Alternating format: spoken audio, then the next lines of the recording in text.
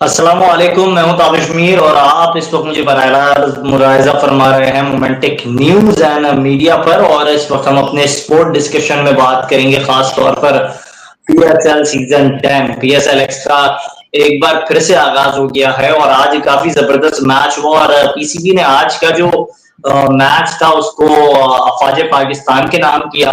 जो अफवाज पाकिस्तान की बयान मरसूम में जो क़यादत थी और जिस तरीके से उन्होंने दुश्मन के रात की तारीखी में वार किया था, लेकिन उसका जवाब उन्होंने दिन की रोशनी में दिया। और हमारी अफवाज की पूरी कोशिश थी कि दुश्मन को नाश्ता भी कराया जाए, क्योंकि पिछली बार हमने 2019 में चाय तो पिलाई थी, उन्होंने कहा था टी वॉज फैंटास्टिक, लेकिन अब कोशिश थी कि नाश्ता कराया जाए, लेकिन नाश्ता नहीं हुआ।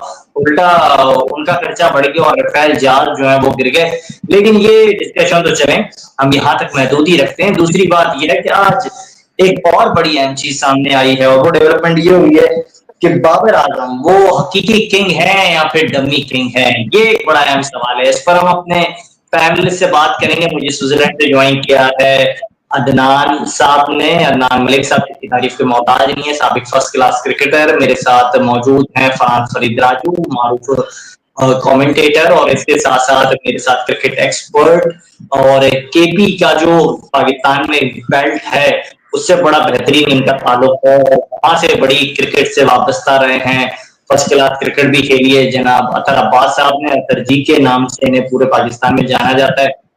बहुत शुक्रिया आपका। सबसे पहले अदनान, मैं आपसे सवाल करूंगा, बाबर आजम किंग है या डमी किंग है? यार किंग बड़ा अजीब सा सवाल है, क्योंकि किंग बनने के लिए सबसे पहले तो बहुत सारी चीजें करनी होती हैं जो कि पता नहीं उन्होंने की है नहीं की है। भारत क्रिकेट के हिसाब से तो मेरे ख्याल से वो one of the best player at the moment, but काफी सारी चीजें इंसान सोच सकता है इस बारे में कि किंग किंग कहना भी इतना आसान नहीं है। किंग अगर हम बाकी प्लेयर्स में अगर उनको जिस तरह से रेट किया जा रहा है दुनिया में, किया जाता है 4-5 प्लेयरों में, जैसे कि आप कह लो विराट कोहली या विलियमसन या जो रूट या एक दो और प्लेयर, उनसे भी नीचे है, क्योंकि अभी टाइम लगेगा। आई थिंक उसकी क्रिकेट अभी बाकी है, अगर वो सही तरीके से खेले और सेंसिबल तरीके से खेले और तो 4-5 साल की क्रिकेट उसकी अभी भी है। 4-5 साल वो मैं कह रहा हूँ जो पीक के होते हैं, उसके बाद तो फिर आप आहिस्ता आहिस्ता थोड़ा पीछे जाते हो, बट उसकी है भी 4-5 साल। ये जो चार अदनान अदनान क्योंकि आपका एक पॉइंट ऑफ व्यू सामने आया, 4-5 साल की क्रिकेट है।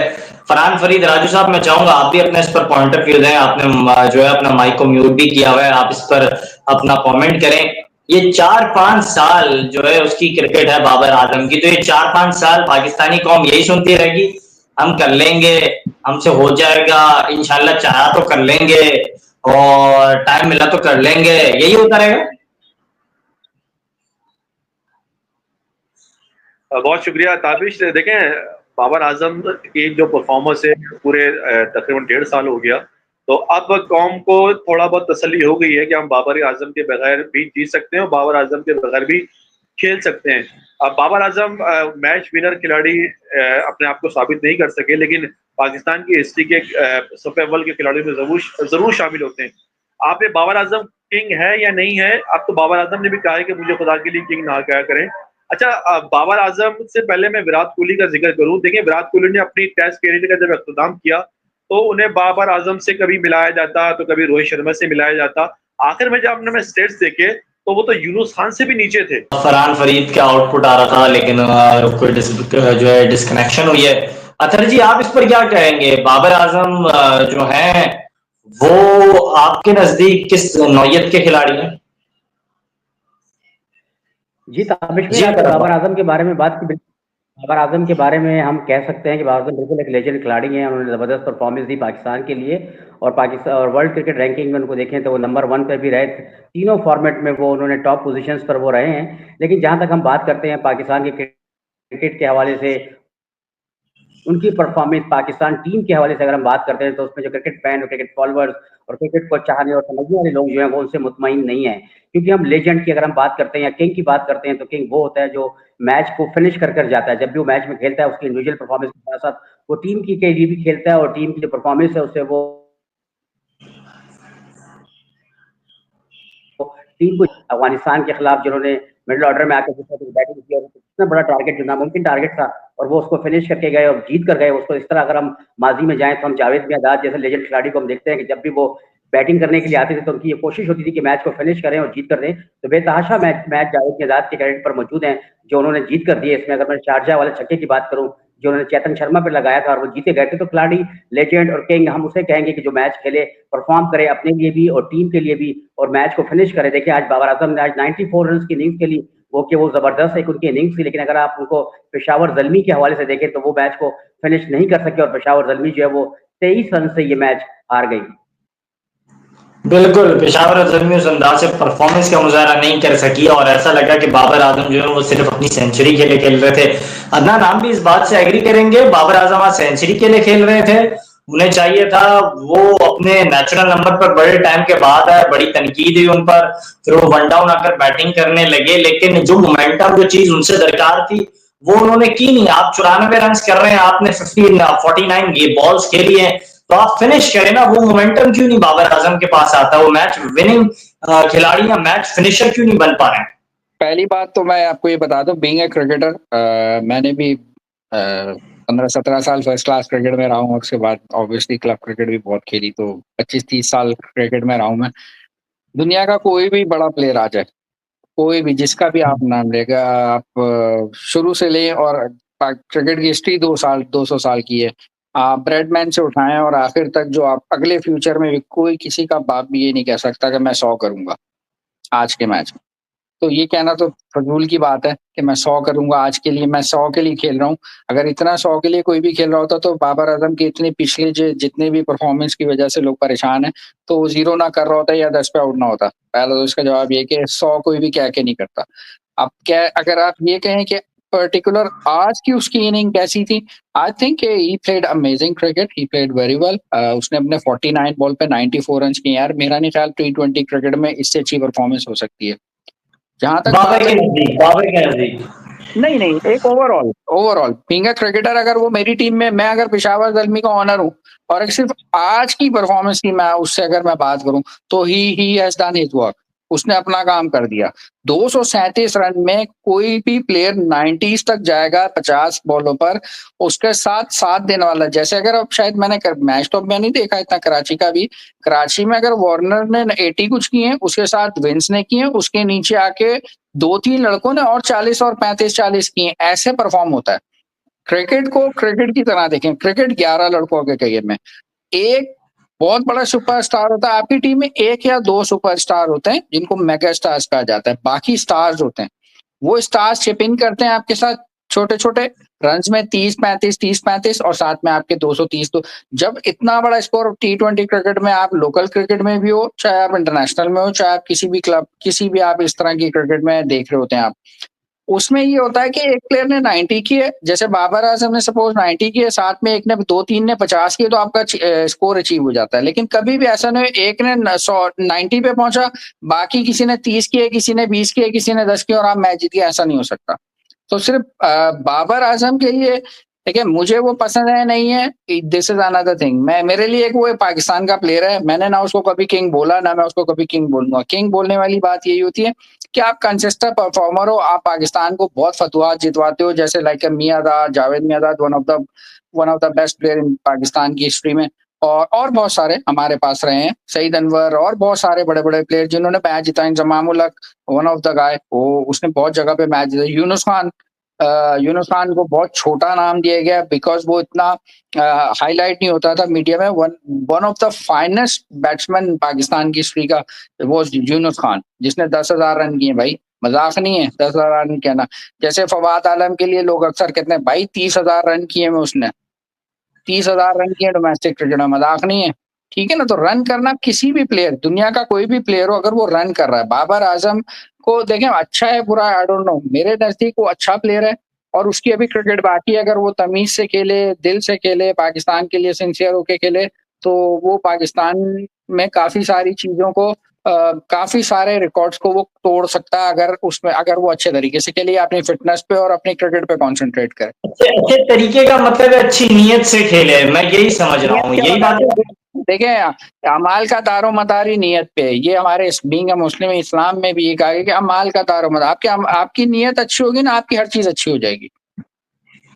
अच्छा, बिल्कुल बढ़िया फरमाया। नीयत जो है अच्छी होगी तो फिर हर चीज़ अच्छी हो जाएगी, और दुरुस्त कह रहे हैं जनाब।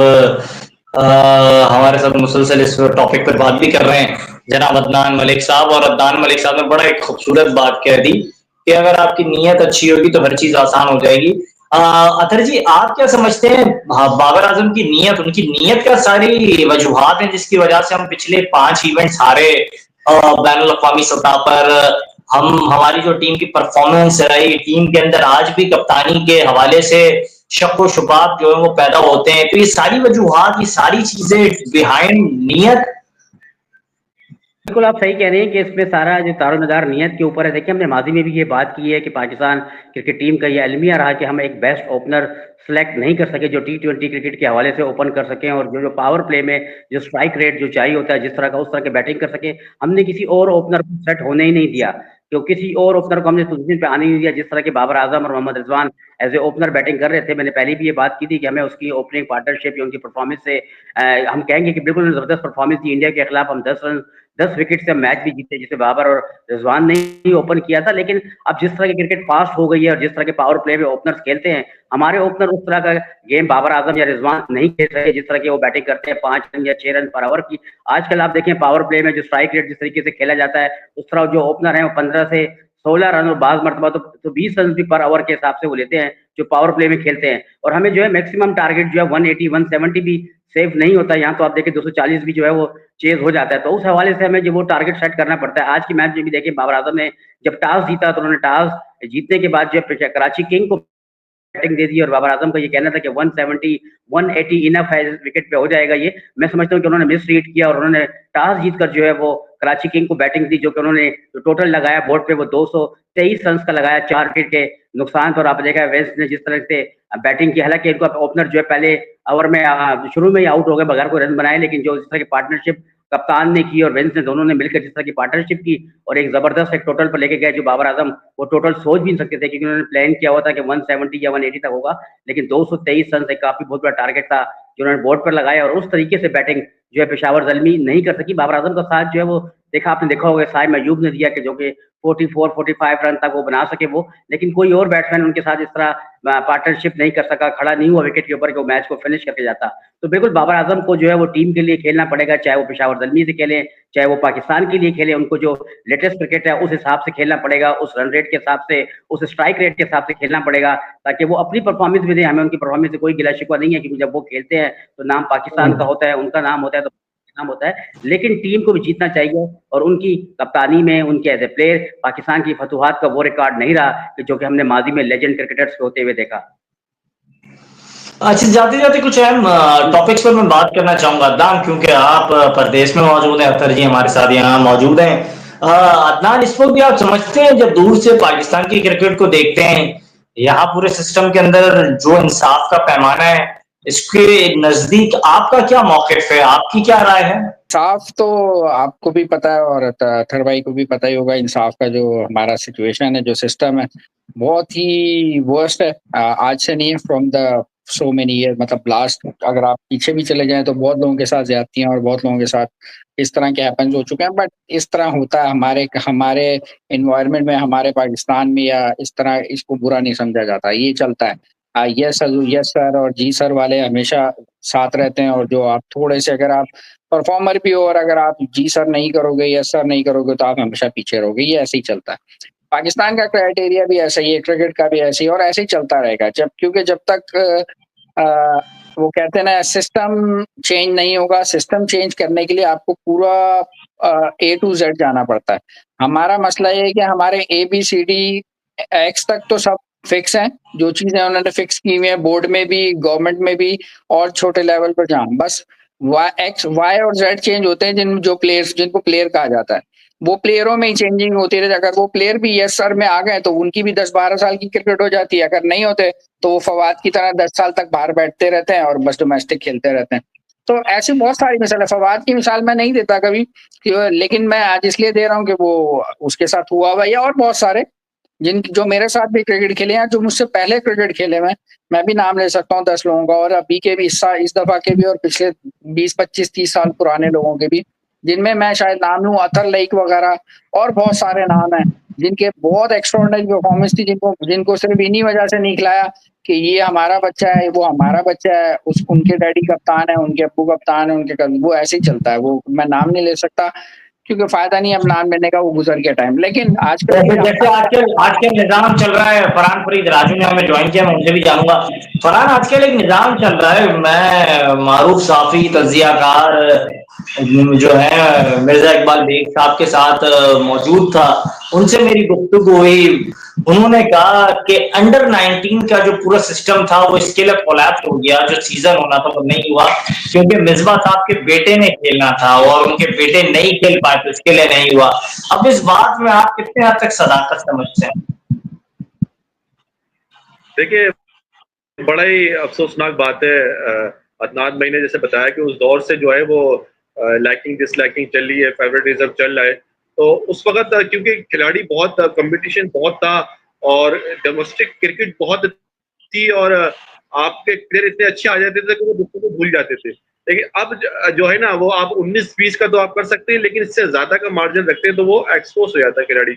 अभी आपने देखा कि मिसबाह के साहबजादे को जब T20 टीम में पाकिस्तान शामिल किया गया, उनसे 10 ऊपर परफॉर्मेंस थे, वो 19-20 नहीं थे, वो 10 बंदों को क्रॉस करके आ रहे थे। तो इतना फर्क अगर नजर आएगा। आपको पता है कि अभी अब्दुल रज़ाक के बेटे भी मोहम्मद यूसुफ के बेटे भी जिक्र कर रहे हैं। फरहान, आप किनका जिक्र कर रहे हैं? उमर अल्ताफ लोहा का जिक्र कर रहे हैं? नहीं, मैं मिसबाह उल हक के साहबजादे का जिक्र कर रहा हूँ, जिन्हें पाकिस्तान टीम में शामिल कर, आपको पता है ना?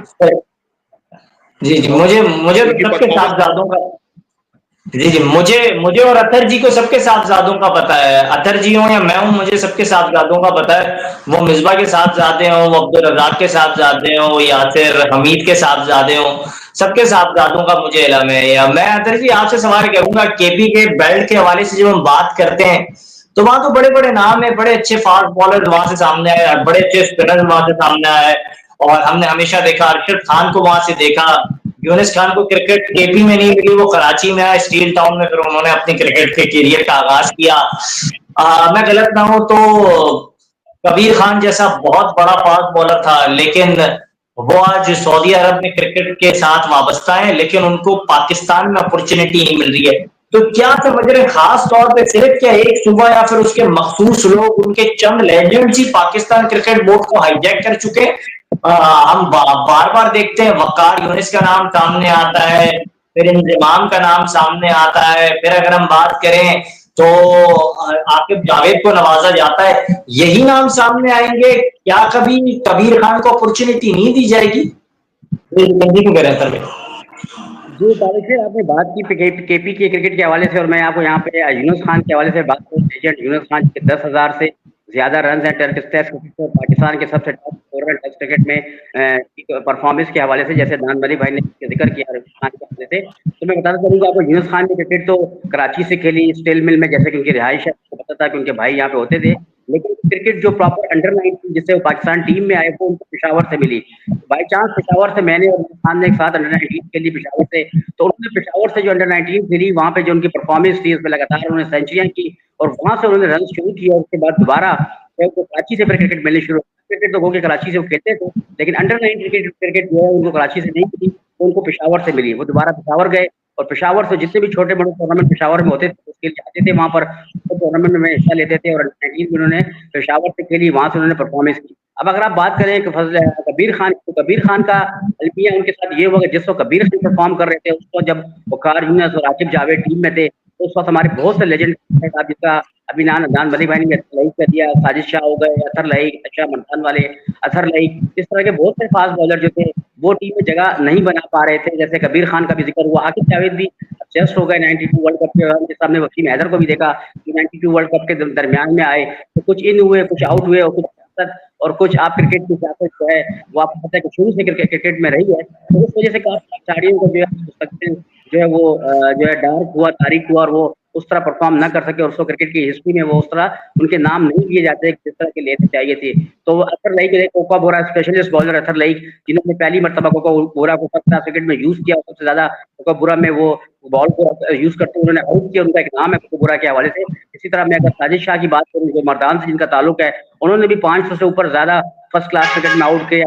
उनका ताल्लुक कराची, साजिद खान ने 6 से ज्यादा फर्स्ट क्लास क्रिकेट में आउट किया, लेकिन उनको टेस्ट मैच में ना कि इंटरनेशनल क्रिकेट में मौका नहीं दिया गया, ना ही वनडे में, ना T20 में, ना ही टेस्ट क्रिकेट में। लेकिन मोहम्मद वसीम जब सिलेक्टर आए पाकिस्तान क्रिकेट टीम के, तो आपने देखा कि बांग्लादेश के खिलाफ उनको एक ही मैच खिलाया गया। उम्मीद की जा रही थी कि उनको मजीद मैचेस मिलेंगे, लेकिन उनको एक मैच दिया गया और एक मैच देने के बाद उनका इंटरनेशनल क्रिकेट से कैरियर ऑलमोस्ट खत्म कर दिया गया। अब वो फर्स्ट क्लास क्रिकेट तो खेल रहे हैं, लेकिन इंटरनेशनल क्रिकेट में उनको उसका दोबारा मौका नहीं दिया गया। तो ये अलमिया है और ये एक लॉबी होती है जो पीछे काम कर रही होती है, जो प्लेयर को प्रमोट कर रही होती है। अब आपने बात की आकिब जावेद के हवाले से कि आकिब जावेद गुज़िश्ता कई अरसों से जो है वो बातचीत कर रहे थे। आपने देखा कि बोर्ड के खिलाफ वो काफी सख्त बयान भी दे चुके, बाबर आजम के खिलाफ और मोहम्मद रिजवान के खिलाफ भी उन्होंने सख्त बयान दिए। अब देखिए बोर्ड के खिलाफ जो सख्त बयान देता है उसी को बोर्ड जो है वो टीम में लेके आ जाता है। अब देखिए बाबर आजम के हवाले से आकिब जावेद का कहना था और ये चीज रिकॉर्ड मौजूद है। मेरा इस पे बड़ा अहम सवाल है, मैं बड़ा टेक्निकल सवाल करना चाहता हूँ अदनान, इस पर शायद आप ही जवाब दे सकेंगे क्योंकि आप पाकिस्तान में मौजूद नहीं है,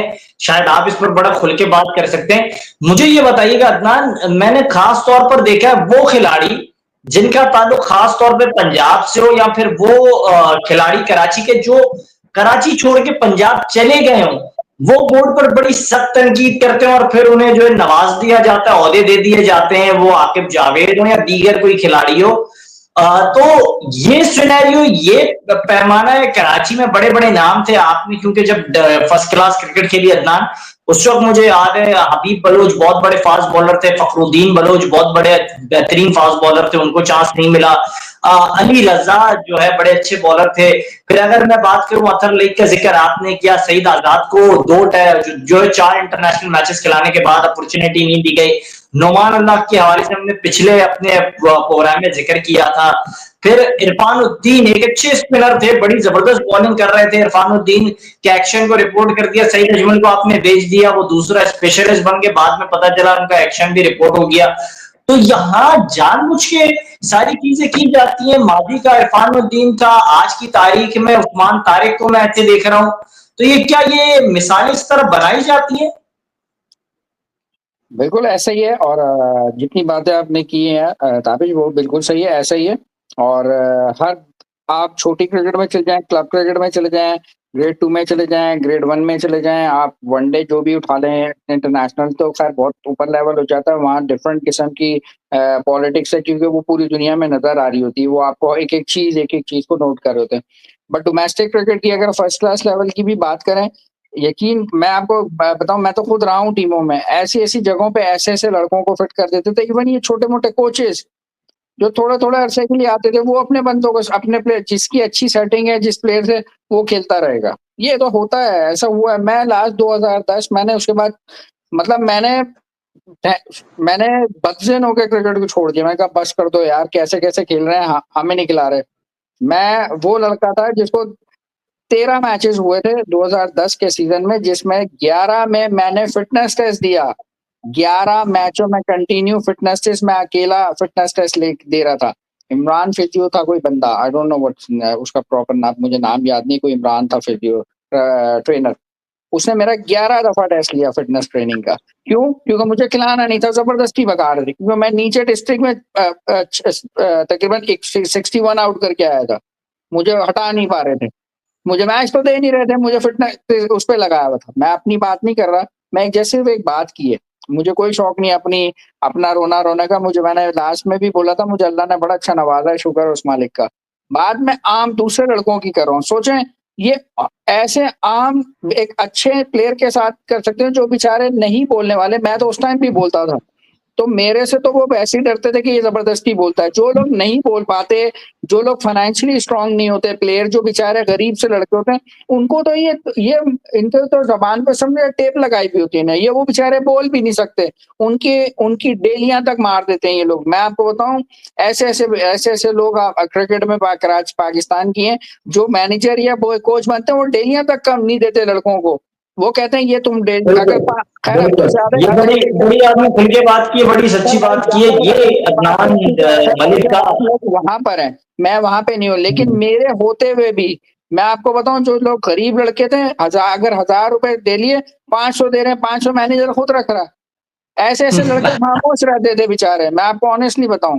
आप बोलेंगे तो मैं नाम भी ले दूंगा सबके, जितने मुझे किससे डर नहीं सिवाय अल्लाह के। लेकिन मैं ये बताऊं, हमारे बेचारे जितना टैलेंट गरीब लड़कों में ना, वो पैसे की वजह से भी खामोश होते हैं बेचारे, बोल नहीं सकते डिपार्टमेंट में। जितने टैलेंट शरीफ लड़कों को, उन्हीं शरीफ लड़कों को दिन ब दिन गरीब बनाया जा रहा है, उनके साथ ज्यादतियां की जा रही हैं। पाकिस्तान की क्रिकेट में बेतहाशा पैसा हमने देखा कि इस वक्त भी चैंपियंस ट्रॉफी की मेजबानी का जो मामला था, उसमें पाकिस्तान को उस तरीके से आइसोलेट नहीं कर पाया भारत। लेकिन पाकिस्तान की क्रिकेट में जो क्रिकेटर्स हैं वो आज भी स्ट्रगलिंग पीरियड देख रहे हैं, आज भी वो उस क्रिकेटिंग लाइफ को एंजॉय नहीं कर रहे हैं जो हमारा पड़ोसी मुल्क हिंदुस्तान कर रहा है। मेरे साथ स्विट्जरलैंड से मौजूद थे अदनान मलिक साहब और बड़ी अच्छी गुफ्तगू कर रहे थे। अतर जी साहब ने हमें ज्वाइन किया हुआ था और वो भी बात कर रहे थे, और मेरे दोनों बड़े बेहतरीन जो दोस्त हैं, मेहमान हैं, वो आज मौजूद थे, इस टॉपिक पर बात कर रहे थे। और ये था आज का हमारा प्रोग्राम, और मैं चाहूंगा कि आज के इस प्रोग्राम को यहीं इख्तिताम करते हैं। इजाजत दीजिएगा, अल्लाह हाफिज।